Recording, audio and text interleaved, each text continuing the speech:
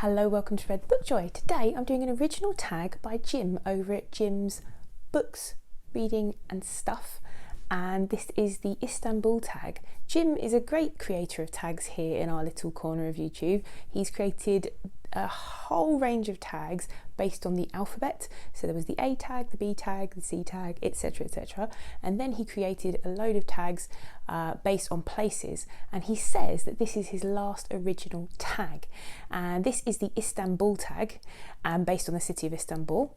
And I'm very delighted that he tagged me in it because, yeah, as like anyone in our little community knows, Jim is tag king, so I feel honoured to be tagged for his final original tag, or so he says, though I suspect at some point he may have an idea for another tag and won't be able to resist it.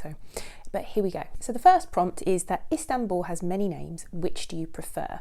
And this is an interesting one. I don't have a preference over the name of the city, but I studied classical archaeology, and part of that was studying the sort of late antiquity period, the latter part of the Roman Empire, which finished in Constantinople, and I studied that city. There was a course that I did on that particular city when it was Byzantium, right through to it being Constantinople, and the sort of political upheaval and the changes in the empire as a whole. Around the 4th century, I think at the end of the 4th century, the power sort of balance between the west of Rome and the east of Rome, because by this point it was quite common to have more than one emperor ruling from a different city, and they sort of combined and ruled together. But the power shifted towards the east more because the west was increasingly under threat from invasion, and there was an actual split, I think, in the very end of the 4th century, and after the emperor, I think Theodosius, his sons split the empire into east and west. And then, as we know, the Roman Empire in the west was under increasing threat from these Germanic tribes, and eventually it was just no more. But the Roman Empire, as it in its form, continued in the east, in the city of Constantinople. It went on for another few hundred years. So yeah, I studied that period, and so I really like the old names for it just because it brings back a lot of memories of studying that period.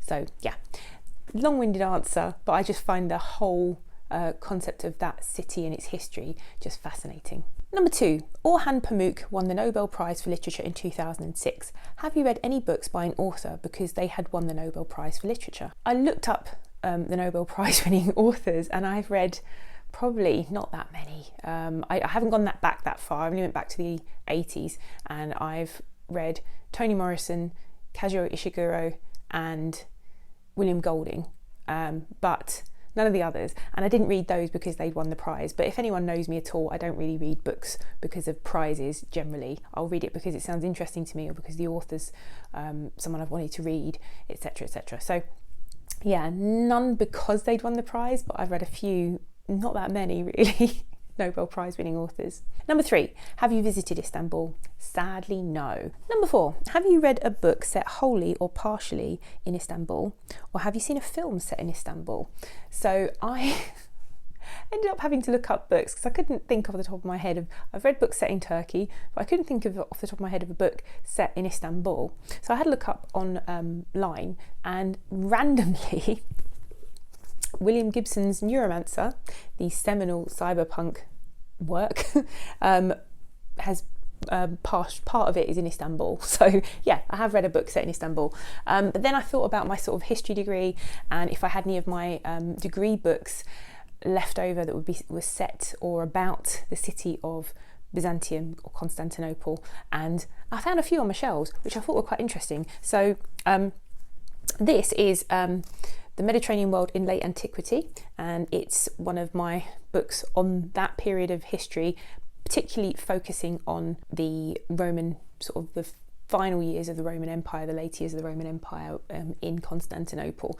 So yeah, so I've got this, and then I found this, which is great. So this is Procopius, The Secret History. So Procopius was an official historian, and he was, I think the Emperor Justinian wanted him to write an official history of a particular war. Just double check. Yeah, That's it. So he wrote the official war history of Justinian's reign. So then Procopius wrote a secret history in which he completely slates the emperor, calls him a tyrant, his wife a prostitute. He reveals this kind of, basically all the juicy gossip and secrets of the emperor, his wife, and the imperial family.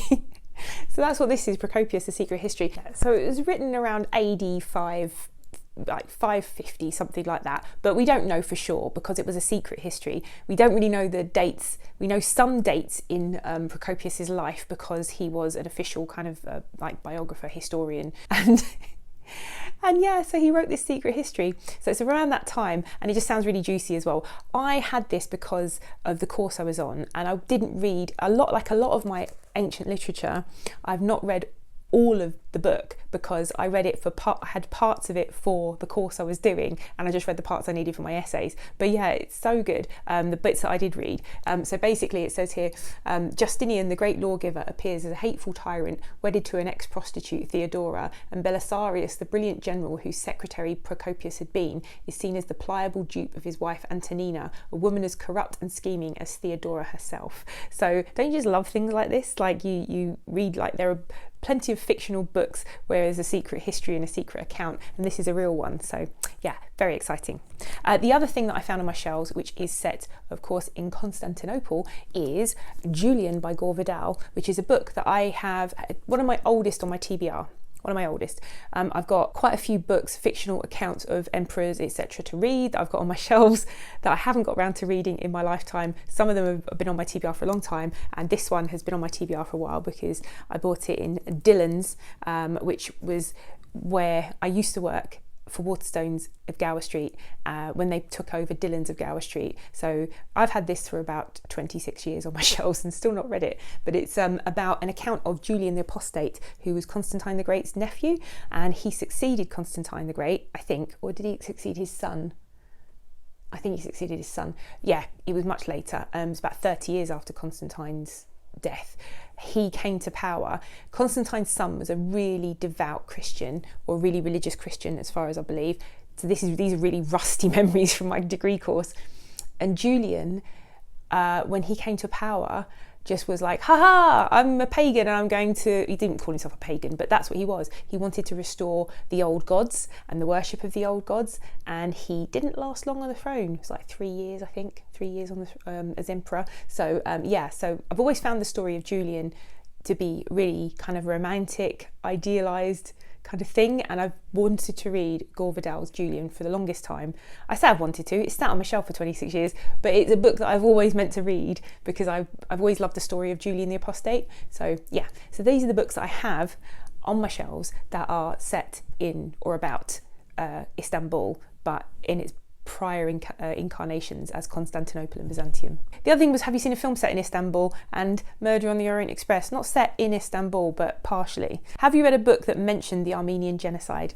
I haven't, no. I can't really talk about this one at length because I just haven't. So, very interesting questions, very short tag about a city that I find absolutely fascinating, and the history of which, particularly the ancient history of that city, I find really fascinating.